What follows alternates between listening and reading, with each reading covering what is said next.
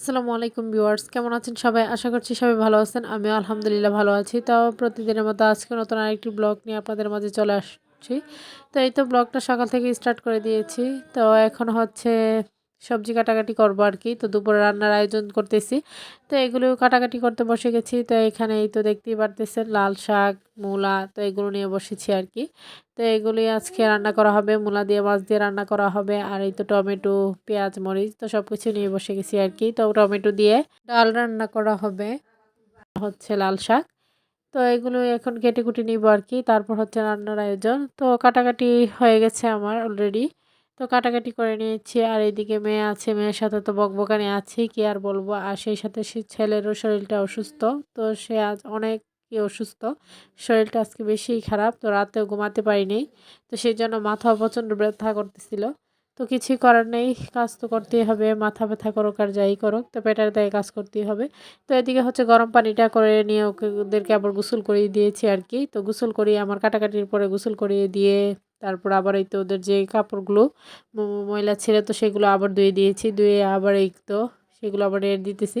তো সকালে এই তো ওর বাবা আবার যাওয়ার সময় যেহেতু দেখছে যে আমি সারা রাতি ঘুমাইতে পারিনি, তো আশ্বিন স্যার বাবাই আজকে সকালে সব কাঁথা কাপড় ধুয়ে দিয়েছে। ওর নিজের কাপড় এবং বাচ্চাদের সবার কাপড়ই ধুয়ে দিয়েছে আর কি, যাতে করে আমার জন্য একটু হেল্প হয়। তো সেই জন্যই তো বুঝতেই পারছে যে আমি সারাটা রাত ঘুমাইতে পারি নাই। তো ও কিন্তু কিছু সময় ছিল, তো ওকে আমি দেইনি আর কি সজাগ থাকতে, আমি সজাগ থেকেছি দেখে। তো ও সকালে উঠে কাজে যেতে হবে, তো সেই জন্যই তো বাচ্চাদের নিয়ে যাই হোক। আর মা যেহেতু হয়েছে, কষ্ট তো করতে হবেই, তো কিছুই করার নাই। আর ছেলের শরীরটাও প্রচণ্ড খারাপ, এতটাই ঠান্ডা বেড়ে গেছে, সেই সাথে জ্বরও। তো সবাই ওর জন্য দোয়া করবেন, ওর শরীরটা যেন তাড়াতাড়ি সুস্থ হয়ে যায়। আমি আর বুঝতেছি না কী করব। তো যত শীত বাড়তেছে ততই ওর এই অবস্থা আর কি। তো এদিকে আমি আবার বাইরে চলে আসছি কাপড়গুলো দিতে। আর সেই সাথে আশ্বিন স্যারও এখানে মাটি নিয়ে খেলা করতেছিল আর কি। তো ওকে বললো, শোনে না, মাটি কাটাকাটি করবি আর কি। তো কিছুই করার নেই।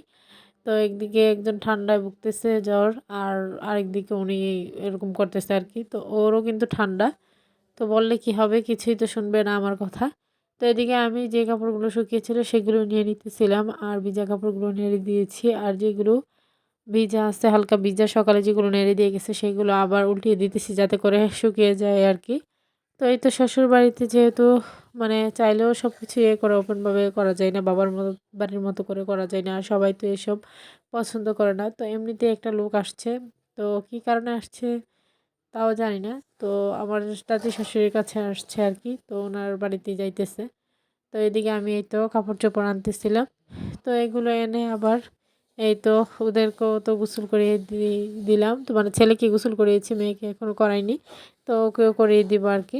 তো এরপরেই তো গোসল করানোর পর তো ওকেও তো গোসল করিয়ে দিয়েছি। তো এর মধ্যে আর কি, তো ওর বাবা আবার ড্রাগন ফল নিয়ে আসছিল, তো সেই ড্রাগন ফলটাই আবার ওদেরকে কেটে দিতেছে আর কি। তো গোসলের পরে আর কি, তো বলতেছিল ড্রাগন খাবে। তো একদিকে ওর ভাইয়ের জন্য মিক্স করে নিতেছিলাম, আর ওর জন্য হচ্ছে চটকিয়ে নিতেছি আর কি। তো মিক্স করে নিতে, সরি মানে ওর জন্য আস্ত রেখে দিয়েছি, আর ওর ভাইয়ের জন্য হচ্ছে চটকিয়ে নিতেছি আর কি। তো ও যেহেতু চটকিয়ে খাওয়াটাই পছন্দ করে সেজন্য, আর আশ্বিন ছাড়া কিন্তু আস্তটাই খেতে চায়, মানে একটু পিস করেই খেতে চায়। আর ওর জন্য অল্প একটু রেখেছি, যেহেতু এত একটা খেতে চায় না, মেয়ের কথা কি আর বলবো। আর আমার পাশে হয়তো আমার ছেলের সাউন্ড শুনতে পারতেছেন, মানে ওর ঠান্ডাটা এতটাই বেশি, ও কাশতেও আসছে, সেই সাথে শ্বাসও নিতে পারতেছে না। তো কিছুই করার নেই। তো এই তো এখন ওদেরকে ফ্রুটসটা খাইয়ে দিয়েছি আর কি। তো এরপর হচ্ছে দুপুরের খাওয়া দাওয়ার সময় তো গোসল করে ফ্রেশ হয়ে চলে আসছি। আর এই তো দুপুরে খাওয়া দাওয়া করব। তো এরই মধ্যে এই তো বাসুরও চলে আসছে খাবার নিতে। তো এখন আমি ওদের খাবারটা দিয়ে দিব আর কি। তো ওদের খাবারটা দিয়ে দিতে আমি বাটিগুলো নিয়ে বসে গেছি আর কি। তো এখন দুপুরের খাবারগুলো দিয়ে দিতেছিলাম। তো দোকানে যেহেতু নিয়ে যাবে, আর দোকানে একজন কর্মচারীও আছে, তো সব কিছু মিলিয়ে আর কি। তো সবার খাবারটাই দিয়ে দিতেছি। তো এই তো এখানে ডালও কিন্তু রান্না করা হয়েছে, সেই সাথে মূলা দিয়ে মাছ দিয়ে। তো দেখতেই পেলেন কী কী রান্না করা হবে, তো সব কিছুই তো এগুলো আর কি ওদেরকে দিয়ে দিতেছিলাম। আর এই তো এদিকে আশ্বিন ছাড়া তো একটা ডল নিয়ে আসছে ওর কাজিন থেকে, তো সেটা নিয়ে আর কি কথা বলতেছিল। আর ওটা পেয়ে অনেক খুশি আর কি। আর ডল দেখলে ওর আর কিছুই লাগে না। তো এরপর হচ্ছে সন্ধ্যাবেলা। তো সন্ধ্যাবেলায় তো আবার ভিজা কাপড়গুলো নিয়ে আসছি। তো সারাদিনই আমার ডিউটি ওদের কাপড় আনা নেওয়া করা, ধোয়া, তো যাই করা আর কি। তো এগুলি করতে থাকি। তো তো এখানে ভাঁজ করে নিয়ে আবার সবগুলো আবার গুছিয়ে রাখতেছিলাম আর কি। তো এই তো আজকের ভিডিওটি এই পর্যন্তই। সবাই ভালো থাকবেন, সুস্থ থাকবেন, আমাদের জন্য দোয়া করবেন। আমার ছোট্ট চ্যানেলটিকে সাবস্ক্রাইব করে পাশে থাকবেন, লাইক কমেন্ট শেয়ার করে দিবেন। আল্লাহ হাফেজ।